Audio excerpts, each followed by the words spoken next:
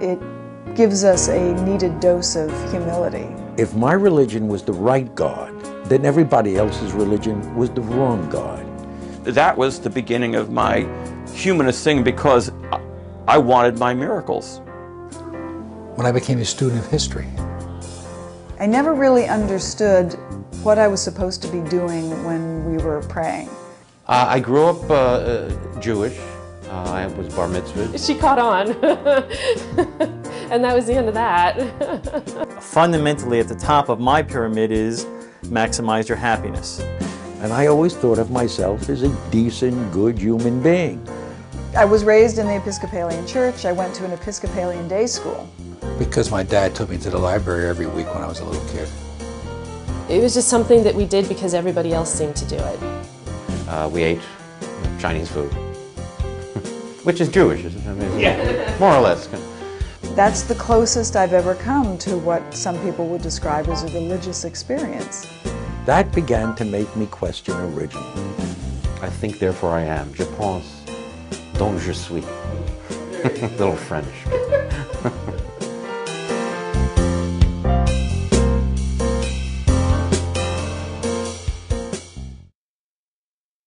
When I was a kid, my parents did something which I did not realize at the time was very common. They decided, there was never any religion in our house.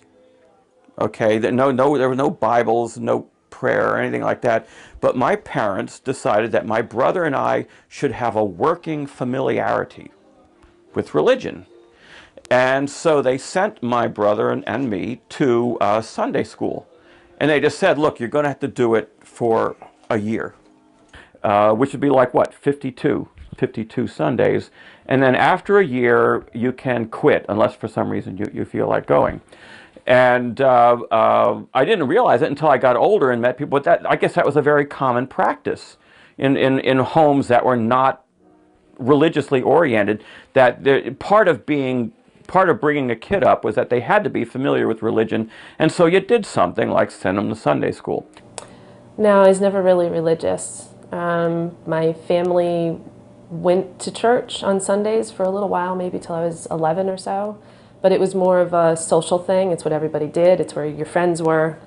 So we went, but God was never talked about in the house. God was never brought up in conversation, and we didn't say our evening prayers and all of those things. It was just something that we did because everybody else seemed to do it. And then probably because I was the baby of the family, once I reached that age where I was starting to question things anyway, they sort of decided, okay, we don't need to do this anymore. She caught on. And that was the end of that. I was raised in the Episcopalian church. I went to an Episcopalian day school. And so we had a prayer service every morning before school, plus we, as a family, we went to church on Sundays. I grew up Jewish. I was bar mitzvahed. I went through all the schooling that I had to go through. I learned my Haftorah. I did that. I had to read from the Torah. My house was kosher, for instance. Okay, although outside the house, we ate Chinese food, which is Jewish, isn't it? I mean, yeah. More or less. I mean, certain things about it I liked. I liked some of the hymns we sang. I loved the Christmas pageant every year because it was theater, and I love theater. I never really understood what I was supposed to be doing when we were praying. I never really understood what was supposed to happen. I would see people concentrating very hard, and I didn't know, am I supposed to talk to myself? Am I supposed to talk out loud? Am I supposed to hear something in response? It just never made any sense to me. When I became a student of history, it was very prevalent in previous centuries, including many of our founding fathers, and at that time considered themselves to be humanists.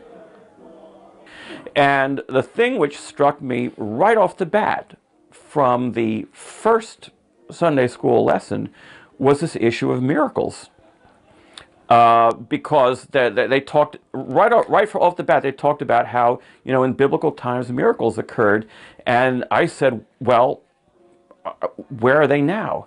And they said, well, you know, it doesn't. That was mostly in biblical times, and now I don't. And that right off the bat, that was the beginning of my humanist thing, because I wanted my miracles, you know, and I was just disappointed, and it was that just got in under my craw, and I thought, you know, there's no reason why, if miracles happened back then, they gotta happen now, and if they don't happen now, well, they probably didn't happen then either. Well, originally as a child, when I began as a young teenager going to Hebrew school and learning about the Old Testament, I began to think and I asked myself a peculiar question, that if my religion was the right God, then everybody else's religion was the wrong God. And then I said to myself, but if there really was a God, why would he want some people to be damned because they were believing in the wrong one? That began to make me question originally. I never had the sense that if I went off the path of Judaism, that I was doing anything dangerous, or I never had the sense that it wasn't that other paths weren't possible paths to take also. I was at University of Buffalo, and Dr. Paul Kurtz was a philosophy professor up there, and he talked about it in his it was probably a Philosophy 101 class and an intro class, and it followed on the existential philosophy section of Philosophy 101, and it made a lot of sense to me. I mean, he scared me, but it stuck with me anyway. What do you mean he scared you? Well, I think he scared me because of his, at that moment, although I thought this way, I still wasn't very outward about it. Because my dad took me to the library every week when I was a little kid. And that's one of the things that our family did. And he was a Sunday school superintendent. I didn't have the pressure from my parents or my grandparents to stay within the boundaries of Judaism. Then as I got older, I began to realize that what I was taught as a child were really a set of myths that had contradicted all scientific reason.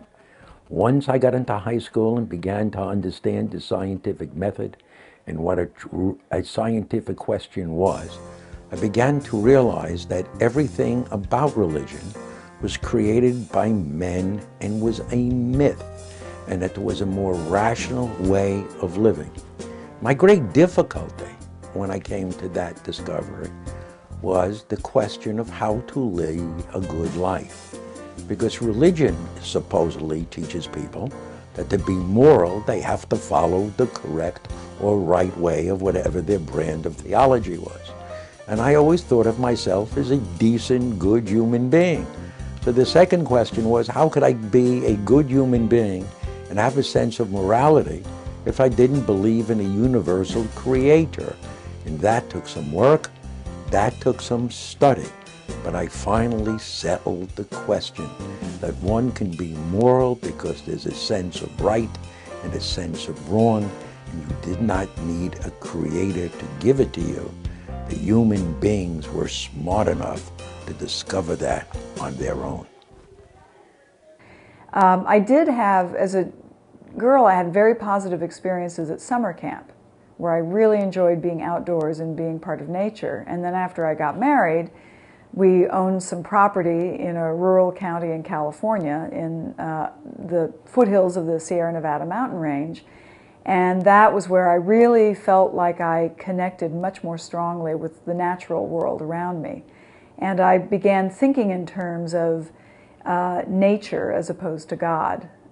Where other people might have used the word God, I was always using the word nature because it felt right to me.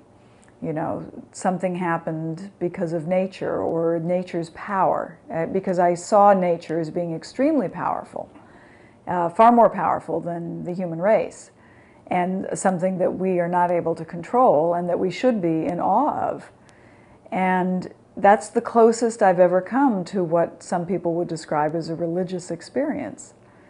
So it just began to make sense to me. And then when my husband and I when he discovered humanist groups and we began to attend a few meetings, I thought, this is all making sense now. This is really what feels more natural to me and what fits in with my personal way of thinking better. So it was definitely a gradual process. At the end of the day, you wind up being this person who has a strong sense of values. You have a compass that you decide to make your decisions on, and that usually is codified in terms of moral, ethical, reasonable values.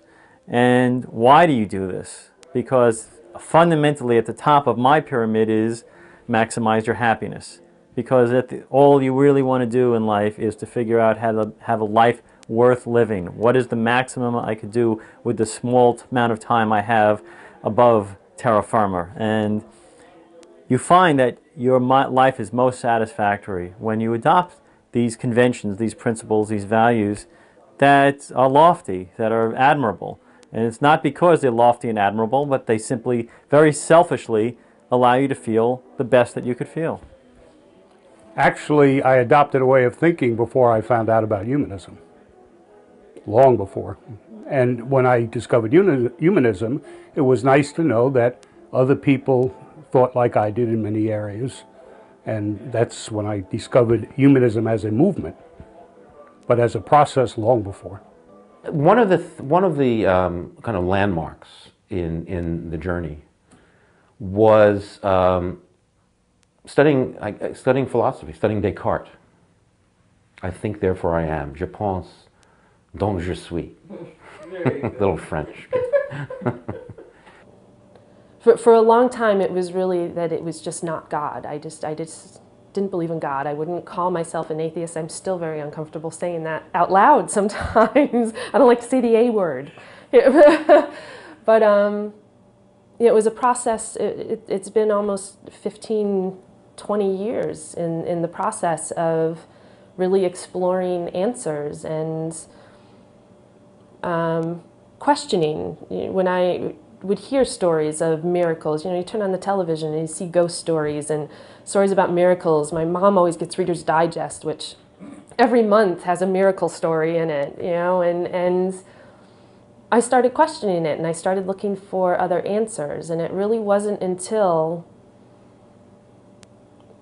it was maybe only the last 5 years or so where I was able to say, you know what, this just isn't going to make sense for me.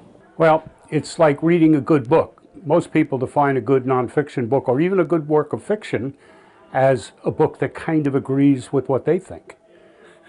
And when you find that, you say, boy, this is great, I got to have a copy. So the same way, this was something I adopted because it fit me. I didn't have to fit it. I've been an atheist for a long time, partly because I think some of the main questions of philosophy I think are things we cannot answer. We have limits to our knowledge. And I think religion tries to go beyond those limits into fanciful, areas which I think are fruitless, frankly. And I think we're better off sticking to what we can know rather than going into areas we can't know. So why bother going there? Did you have any angst letting go of God? Yes, I would say so. And maybe that's why I feel like I need to believe in the power of nature, because I do think it's important to believe that there are things in the world that are beyond your control. I think it gives us a needed dose of humility that's important for human beings to keep their perspective in balance and keep their lives in balance. But, for people who are religious, that would be belief in God. But for those of us who are not religious, we can believe in nature, we can believe in gravity, we can believe in the power of comets, the power of the sun. I mean, there are a million different things.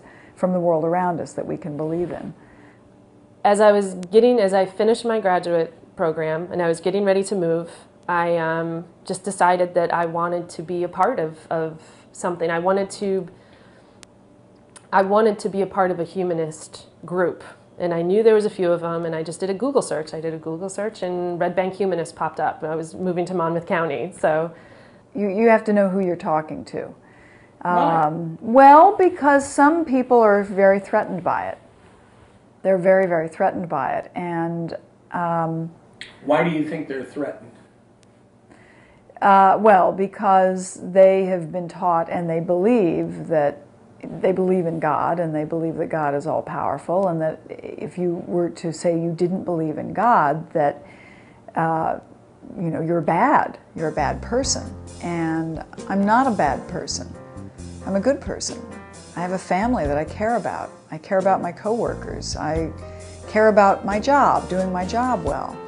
I want to be a part of my community and be friends with my neighbors and have relationships. And being a humanist does not preclude any of that.